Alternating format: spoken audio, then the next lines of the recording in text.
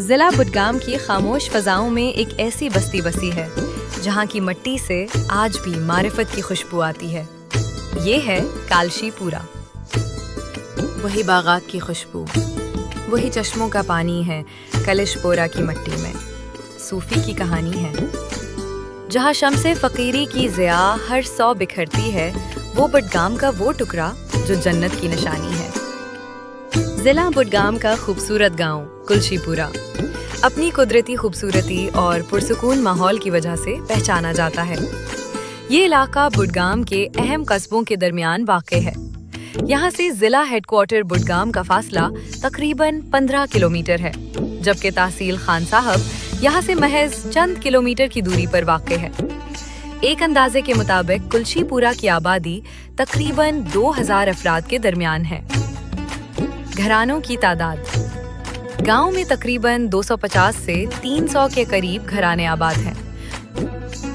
حضرت شمس فقیر رحمت اللہ علیہ کا آستان عالیہ کلش پورا ہی میں واقع ہے، جو اس علاقے کی روحانی اور ثقافتی شناخت کا مرکز ہے۔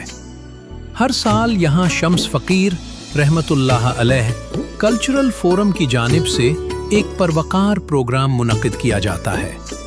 اس محفل میں کشمیر کے نامور اور بڑے بڑے گلوکار تشریف لاتے ہیں اور صوفیانہ کلام پیش کر کے سما باندھ دیتے ہیں۔ اس تقریب میں نہ صرف مقامی لوگ بلکہ وادی کے طول و عرض سے ہزاروں کی تعداد میں عقیدت مند حاضری دیتے ہیں اور اپنی عقیدت کا اظہار کرتے ہیں۔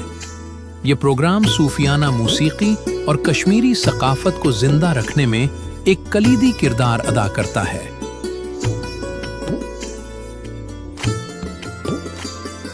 تعلیمی اور مذہبی اعتبار سے یہ گاؤں کافی اہمیت رکھتا ہے۔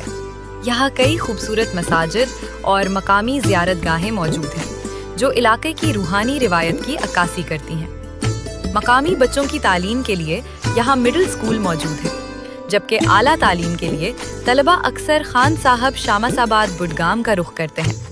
یہاں کے لوگ مہمان نواز ہیں اور زیادہ تر زراعت اور باغبانی سے وابستہ ہیں۔ رجحان تیزی سے بڑھ رہا ہے اور نوجوانوں کی ایک بڑی تعداد اسکولوں اور کالجوں سے وابستہ ہے۔ آبادی کا بڑا حصہ زراعت، میوہ جات، سیب اور اخروٹ کے باغات اور دستکاری سے وابستہ ہے، جبکہ کئی لوگ سرکاری اور نجی ملازمتوں میں بھی خدمات انجام دے رہے ہیں۔ ایک اہم بات، چونکہ یہ گاؤں صوفی بزرگ حضرت شمس فقیر رحمت اللہ علیہ کی نسبت سے مشہور ہے، اس لیے یہاں زائرین کی آمد و رفت لگی رہتی ہے، جس کی وجہ سے مقامی معیشت اور سماجی رونق میں اضافہ رہتا ہے۔ یہ گاؤں تحصیل خان صاحب کے زیر انتظام آتا ہے اور دودھ پتھری روڈ سے اس کا فاصلہ محض 1 کلومیٹر کے قریب ہے۔ کلش پورا میں نوجوانوں کے لیے ایک مقامی کھیلوں کا میدان موجود ہے جو علاقے کی سماجی زندگی میں اہم کردار ادا کرتا ہے۔ یہاں کے نوجوانوں میں کرکٹ کا جنون بہت زیادہ ہے اور اکثر مقامی ٹورنامنٹس اسی میدان میں منعقد ہوتے ہیں۔ گاؤں میں بنیادی مرکز صحت کی سہولت موجود ہے، جہاں سے مقامی لوگ ابتدائی طبی امداد حاصل کرتے ہیں۔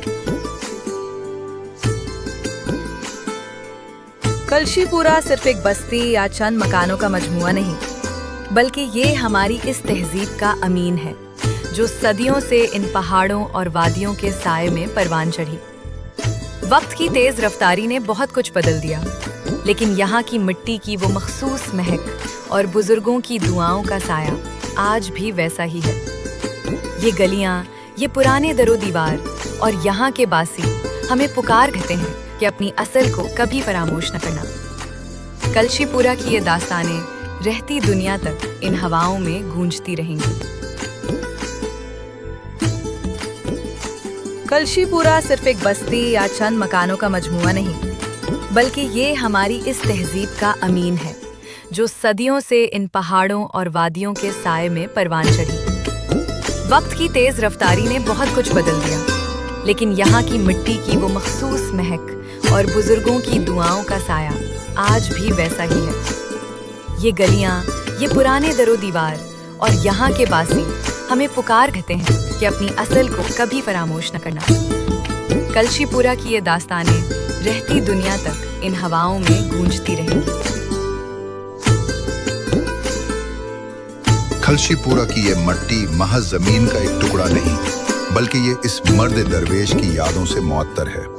हजरत शम्स फकीर रहमतुल्लाह अलैह की रूहानी खुशबू आज भी उन गलियों और हवाओं में बसी हुई है जो हमें मोहब्बत, सादगी और मार्फत का सबक देती है। वक्त बदलेगा, नस्लें बदलेंगी, मगर शम्स फकीर का ये फैजान और कलशीपुरा की ये तारीखी पहचान रहती दुनिया तक कायम रहेगी। दुआ है कि इस बस्ती की ये रूहानी रौनकें और यहाँ का अपनायत भरा माहौल हमेशा सलामत रहे।